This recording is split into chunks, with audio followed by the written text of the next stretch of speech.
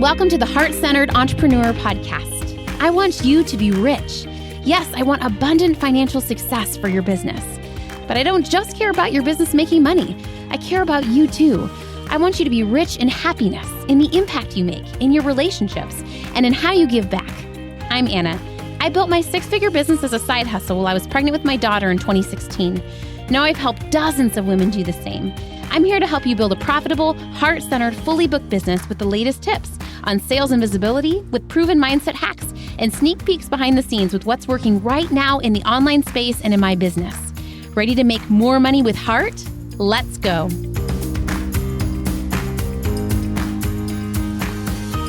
Hi friends, I'm so excited to talk to you today about how to get clients without social media. I love social media. I think it's such a great tool, but also a lot of my clients come not from social media, and I don't feel like I talk about that very much. A lot of clients in my mastermind, Sell with Heart, utilize social media, but some of them don't utilize it very much for getting clients, and yet they have six-figure businesses or are closely on their way to that. And so I want to talk about this conversation because I always say, like, businesses made money and people got clients before social media, right? I do like social media because at the end of the day, how do we get clients? By building relationships and making connections with people that will pay us money in the future, right? And so obviously there's so many ways to do that offline. I even at the start of my business would host like workshops at local coffee shops. But now I prefer social media for one of the main ways I do, just because as a mama and as a busy woman, it's basically it saves a lot of time, right? It's basically the same thing as doing a workshop, but I'm able to do it from my house, or I'm able to do it from the carpool pickup line, right? And so I think social media is amazing because it's this beautiful freedom-based tool, especially when you use it with boundaries, right? For how visible I am online, I think you'd be surprised to know how much I'm actually online because I have great systems, I have great batching, my team supports me. I teach all of this in the mastermind. And so if you have a business where you're feeling chained to social media, I know I'm happy to teach you my systems and processes so that you're really visible without having to actually spend very much time online. But I do think for some people, social media is not a fit. And one of the great ways to expose yourself to new clients is through a version of networking. And I think networking has gotten a bad name because we think about like different like community meetings that are more formal and awkward. Like that's not what I'm talking about, right? What I'm talking about is strategically making key relationships with new people that can potentially refer you. Or I really did this at the start of my business through coffee chats, right? So strategically, and still to this day, I do some of these, right? Where I will have a coffee chat with another business owner or whatever, and just kind of be open to what comes of it. This is what I believe about you, right? If you're listening to this podcast, you're a brilliant woman, you are kind. And what I know is when you connect with other brilliant and kind women, only good things can come from it, right? Maybe they end up referring you. Maybe you end up referring them. Maybe they end up working with you down the line. Like I think around coffee chats, we want to like not have attachment to it, but just trust that like at the end of the day, like your energy is potent and magnetic, and connecting with new people is only going to grow your business and your connections. Maybe they feature you on their podcast, right? And so the first thing I want you to affirm today is reminding you it's safe to connect with new people. In the last podcast episode, I talked about one of my biggest blocks around connecting with new people and feeling afraid to say no. So listen to that one if you missed that.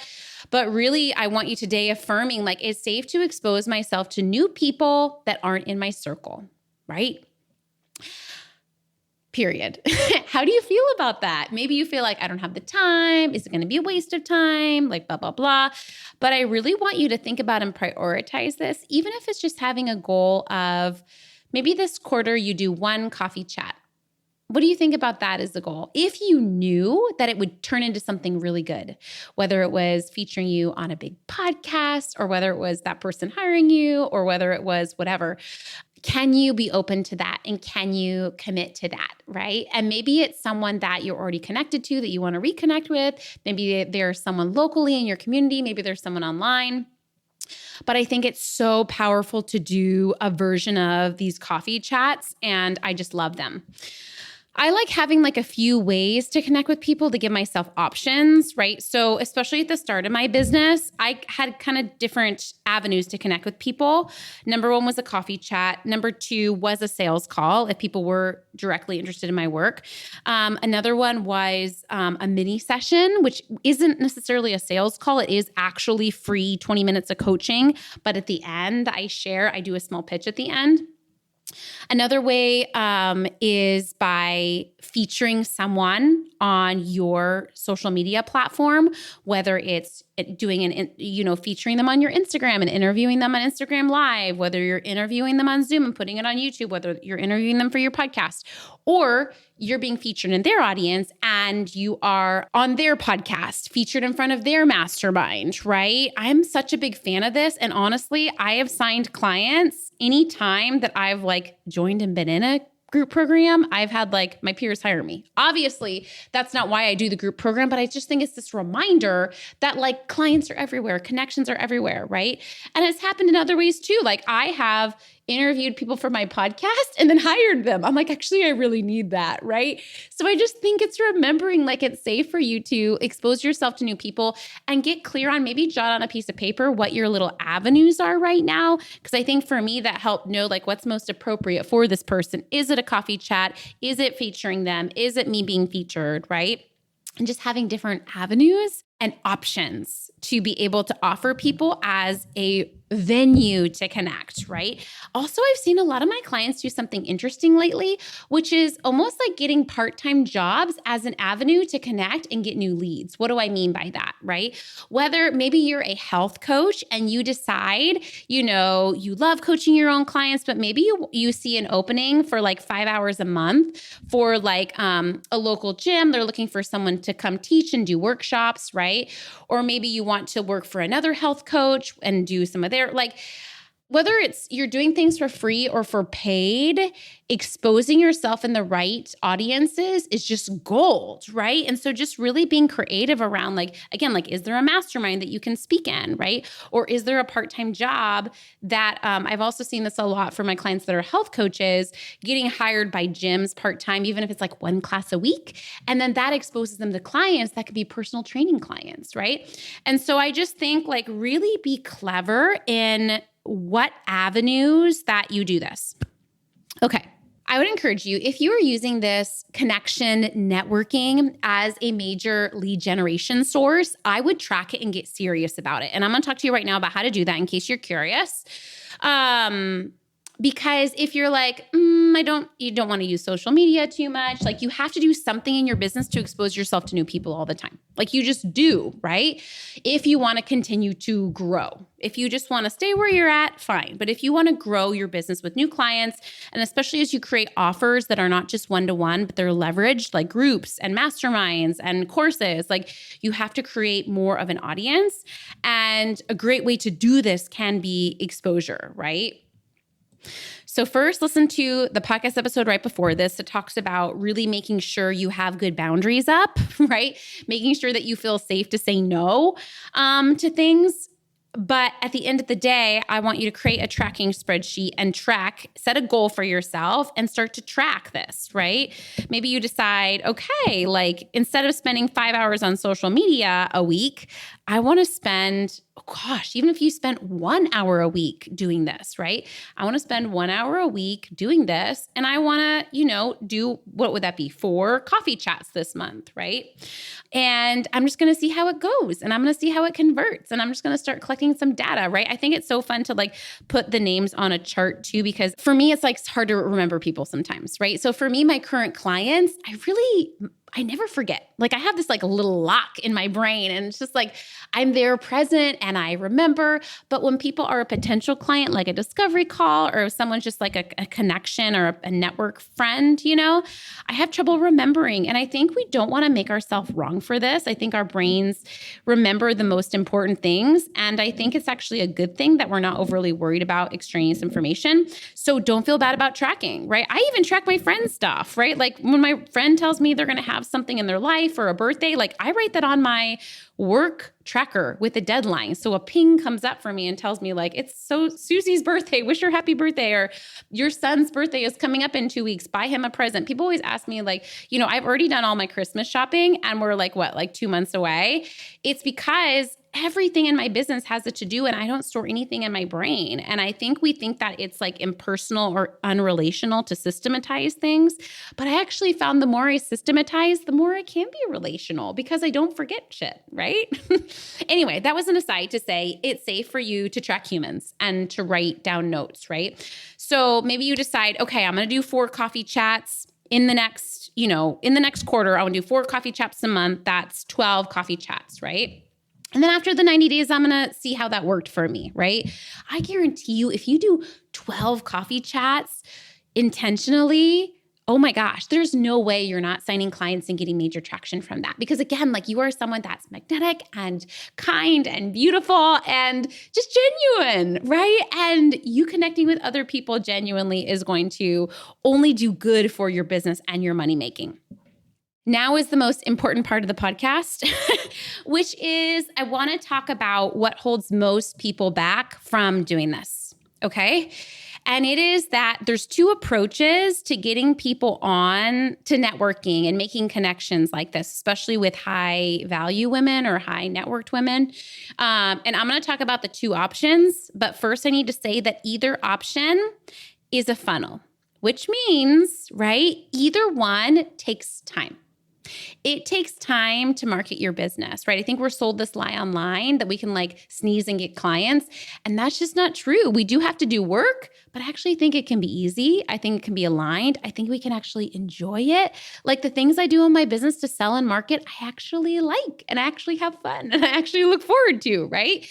I still have to do them, right? But I think we're really sold this thing that we don't have to sell and market, but we do. And so know that it will take time, even if it is 1 hour a week, and it is a funnel, right? What does that mean? So going back to like the sales example, when you hop on sales calls, if you do it right, not all of them convert, right? Because you're getting people that are just interested and curious and not sure yet, and you're actually having the sales conversation, right? And it's normal to have, I don't even know how to explain this, but like have more people and then have it funnel down to less people. Okay, let me say the examples and then I think I'll explain it better. So option 1, when it comes to networking, is write down the names of the 12 women that you want to network and connect with, right? So I said you're going to network with 12 women over the next quarter. It doesn't mean you're going to be their best friends. It just means you're networking and you're connecting, right? So you write down their 12 names. And then you go after them, right? And maybe some of these are like bigger women that intimidate you. And the downs, okay, let's talk about the 2 options, then I'll talk about the pros and cons, right? So you identify these 12 dream women and you're like, I'm going to, comment on I'm going to review their podcast. I'm going to write them a really sweet note and let them know like how much their podcast means to me and how much I enjoy following them online, right? Like, trust me, if you do that, like it stands out. Okay. Option 2 is more letting people come after you. And neither of these options are wrong. I've actually done both effectively, right? And see my clients do this both effectively. So option 2 would be like going in a Facebook group and posting like, hey, I want to do coffee chats with 12 people, right? So there's upsides and downsides to both, but either of them are going to cost your time. It's just going to depend on your personality and what you like, right? So with the first option, when you identify those 12 dream women, the truth is you're probably going to have to pitch 24 dream women to get 12 dream women to say yes. Because some are going to say no because they're busy, right? Others are going to say no because they never got the message. Others are going to say like, it's normal. And so in order to do this option, you have to have tolerance for the no and you got to drop your ego, right? And you got to like not take things personal. Option 2, you're going to get a lot of yeses, right? But you're going to have to be the one saying no. And you're going to have to be the one that has a filter and a boundary. And you're going to have to be the one that says, okay, great. Fill out this form if you want to do a connection chat, right? Or like you're going to quote waste or spend more time probably being on calls with women that aren't as good of a fit, right? Either one is going to take time and neither is wrong, but it's just not making it wrong. So let's say you take approach 2 and you like put in a Facebook group like, hey, I want to connect with 5 women, right? Maybe 2 of those women will be like, I probably would never talk to them again, right? And quote, that wasn't a waste of your 2 hours of time. That's the cost of getting to the 3 people that are a connection, right? Same thing with the option 1 of pitching 10 dream women, right? The 10 people that say no, the 12 people that say no to get the 12 that say yes, that's not a waste of time. That's what you had to do to get to the 12 that would say yes to you, right? And so I think where we get hung up is making the filter wrong instead of like, of course, not all these people are going to gel with me because that's just the funnel and that's just life, right? Of course, all these people are not going to say yes to me. And I think when we track it and we approach it more methodically instead of emotionally, that's when it works. Instead of like starting and stopping or trying this and then being like, oh, this didn't work. Oh, I hopped on one coffee chat with one person, right? But I think if you really get fierce and serious about networking, it works. It works. So I would love to hear from you if you're willing to share with me, what approach do you prefer? And neither one is wrong, to be honest. I think it just more depends on your personality and your season of business. Do you want to, let's just pick the number 3. Does it feel useful to try to get 3 women on the phone and you want to target them by like sending 6 Instagram invites or 12 Instagram invites, right? And get those 3 women? Or do you want to kind of put yourself out there to your audience, to a Facebook group, and get 3 people that way? Which feels more aligned for you? And go do it. And can you, like, as an experiment, what if you just experimented with this and saw what it did for your business? Just to see. I also think it gives me a lot of comfort just knowing that leads can come from so many places. Like I think last time I sat down, like for both of my programs, I identified 5 different sources of leads and clients. And that just feels so fun to know that like, yeah, clients are coming from this person that refers me. Clients are coming from my Facebook group. Clients are coming from my podcast. Clients are coming from Instagram, right? And not that you have to have a ton of things overnight. I was featured on a podcast and a client hired me from there, never even joining any of my things, right? You don't have to have that many lead sources overnight. But I think if you can identify 2 or 3, like it just get comforting. And then I think social media and stuff starts to convert better because you get less attached to it. And you're like, yeah, it'd be great if this Instagram post blew up. But even if it doesn't, I don't care because people are still going to hire me because I'm connecting and I know how to continually expose myself to new people in a strategic way, right? One more thing I'll address is like people all the time say like, oh, I feel bad because like, am I trying to be their friend or am I trying like, what am I trying to do? The truth is that you don't know what you're trying to do. You're just trying to connect and see what comes of that and being open to whatever it turns into, right? Something I'll do too, if I'm just doing like a coffee date connection and then it starts turning into a sales call, I'll be like, okay, you know what? This wasn't the intention, but I am happy to support you if you'd like. Do you want to book another sales call? Do you want to keep talking about it here, right? So just keeping that open communication, I think is so key and beautiful. I would love to hear if you are willing to do this experiment and what your goal is there. Are you going to put yourself out there to people? Are you going to let people come to you? Tell me what your goal is. And if you want my support on growing your business with more heart-centered tactics and strategies that are really actionable, but also fit with your heart. I find that like women, once like they have a hard time getting into something like this, but once they do, they're like, oh my God, this is so fun. I can't believe I'm signing clients and getting paid to like hang out with women that I love, right? I would love to invite you to apply for Sell with Heart Mastermind. Next round of enrollment opens soon. And that is for women that are already making $2,000 in their business and want to grow to 6 figures or beyond with heart. I would love to chat with you about that. Feel free to ask me any questions. I'd be happy to share with you like what it includes. Also, I just want to encourage you, if you're even slightly interested, to fill out an application. That doesn't obligate you to anything, but that does help me to know where you're at, and then I can let you know if it's a fit. And then also, it just helps lock in your space early because pods do fill for this program, and so I take it in order of the applications. Okay, my loves, have a beautiful rest of your day, and as always, thank you for tuning in.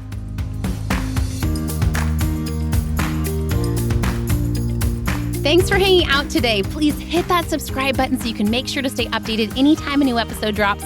And I would love for you to join me in my free Facebook community. It's called The Heart-Centered Entrepreneur. We discuss the podcast episodes. I regularly go live and do free trainings. And you may even meet your newest biz bestie. So you can join at heartcenteredcommunity.com. It's absolutely free, and I cannot wait to see you in there.